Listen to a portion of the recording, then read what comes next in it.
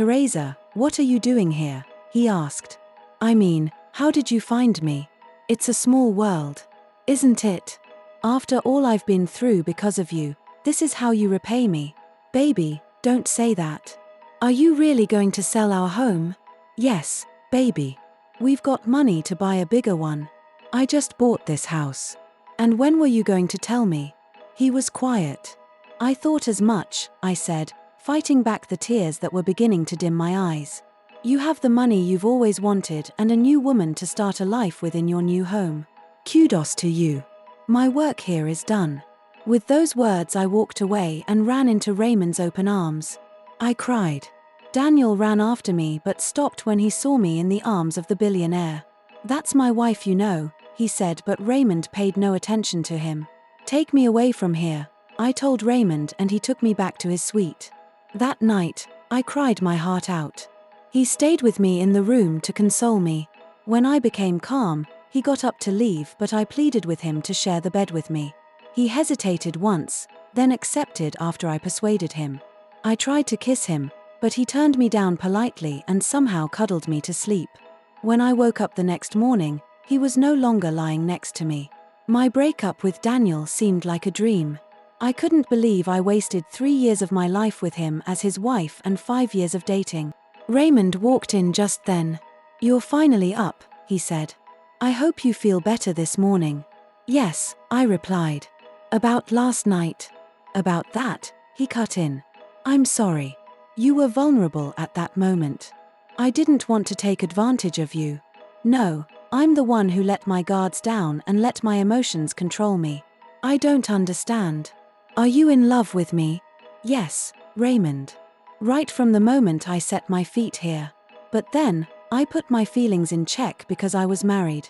Last time I checked, you are still married. I'll be filing for divorce so I can be free. Free to be with me, he asked as his face inched closer towards mine. Was he going to kiss me?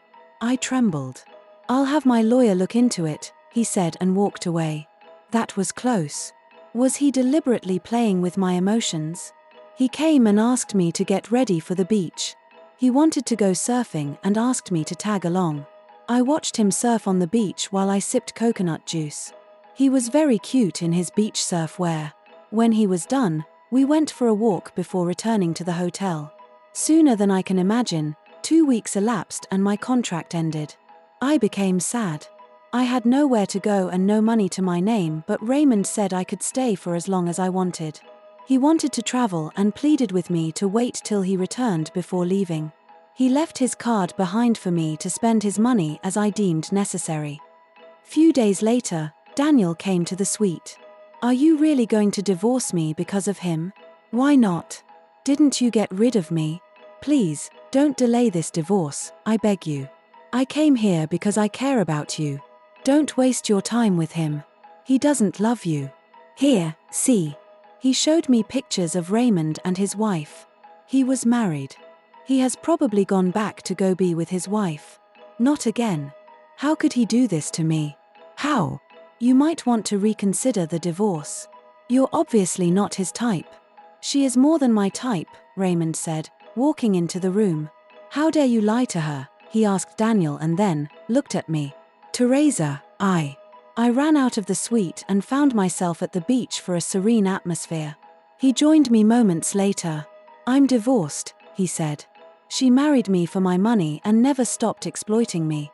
When I could no longer condole that, I filed for divorce. That day you entered my suite was the same day I got divorced and checked into that hotel. I wanted to be alone, but then, fate brought you to me. While he talked, I kept wondering why he was telling me about his divorce. Perhaps because you were also being exploited by your husband. I had to step in. Plus, I fell in love with you instantly. The billionaire was in love with me. That was so hard to believe. Though that wasn't my intention. At least not when I was still trying to heal from my divorce, but I couldn't help it. That wasn't my intention. At least not when I was still trying to heal from my divorce, but I couldn't help it. Why did you push me away that night? You were still hurting and vulnerable. And now? You tell me, he said, his lips an inch away from mine. We kissed. You have your freedom. You mean Daniel signed the divorce papers? I asked excitedly, but on a second thought, I paused. Please, tell me you didn't offer him money. Why not? He only answers to money, and I needed to speed up the process. Come here, I said and hugged him. Few weeks later, he woke me up early and took me to a spa. I began to wonder why. I couldn't believe my eyes when he handed me the keys to the spa. Please, accept my gift to you, he said. This is me saying thank you for loving me. I hugged him, tearfully. I don't deserve this. You deserve more. How did he find out about my dreams? I've never mentioned that to him except my husband. How did you know? He looked at me in admiration. You must have guessed that already. Daniel, I said, totally disappointed. How on earth did I marry such a greedy man? But you knew he was greedy before you married him. How do you mean? Let me tell you a little story. Perhaps it might help. There's this girl I wanted to marry years ago. Her parents introduced her to me. They were middle-class citizens. They owned a bakery. Along the line, her father took a loan using the bakery as a collateral for whatever reason I don't know, but he couldn't pay back as it went due and the moneylender threatened to take that bakery. He eventually did after a few months went by because their daughter refused to marry the wealthy man her father wanted her to marry, who would have cleared that huge debt. But you're wealthy too, I said. She should have married you. She was in love with someone else and later married him. And abandoned you? Yes. Because I'm that wealthy man. What? She rejected you? Who rejects wealth? You, Teresa Amma. Only you rejects wealth for love. I glared at him, realizing he had just narrated my life story and mentioned my full name. But I don't remember you. Because you were blinded by love. And when you walked into my suite that night, I recognized you instantly. Mr. Ono? That's right. Oh my God, I exclaimed. I didn't mean to turn you down.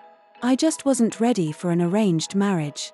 But would rather watch your family's bakery being confiscated. I didn't know my father was in debt. If he had told me about his debt, I would have given him some money, but I found out too late. Well, I'm glad your father finally got back his bakery, though it was at a huge cost.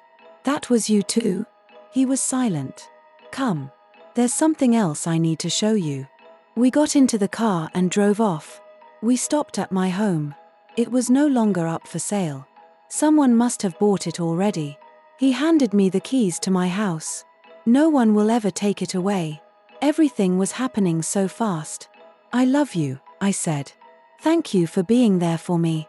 And when we got home, I thanked him for rescuing me from my husband's greed. I still don't get why you married him. I mean, he has always exploited you. Your father wanted the best for you. Do you still love me? Of course. Why would I stop?